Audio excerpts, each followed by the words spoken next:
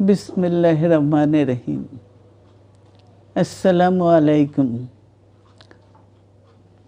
দীর্ঘদিন অসুস্থ থাকার পর আপনাদের সামনে কথা বলতে পারার জন্য আল্লাহর কাছে শুকরিয়া আদায় করছি।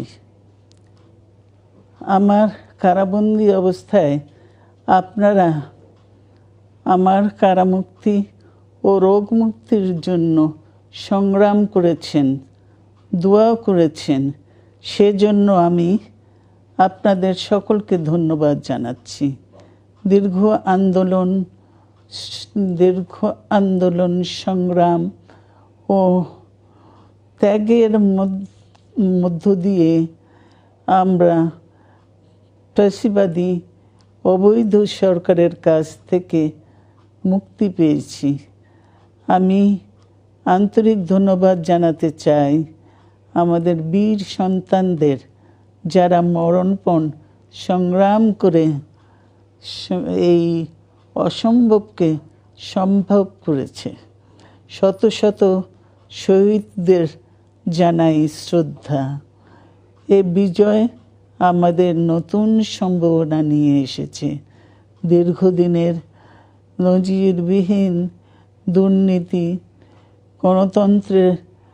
গণতন্ত্রের ধ্বংসের স্তূপের মধ্য থেকে আমাদের নির্মাণ করতে হবে এক সমৃদ্ধ বাংলাদেশ।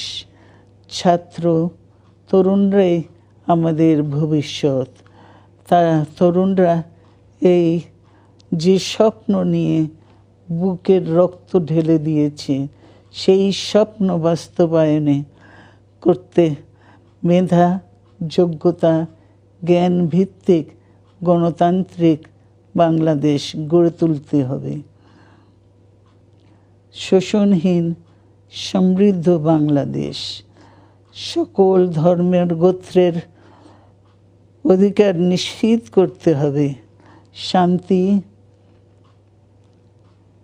প্রগতি আর সাম্যের ভিত্তিতে আধুনিক বাংলাদেশ নির্মাণে আসুন আমরা তরুণদের হাত শক্তিশালী করি। ধ্বংস নয়, প্রতিশোধ নয়, প্রতিহিংসা নয়, ভালোবাসা, শান্তি ও জ্ঞান ভিত্তিক সমাজ গড়ে তুলি। আল্লাহ হাফেজ। বাংলাদেশ জিন্দাবাদ।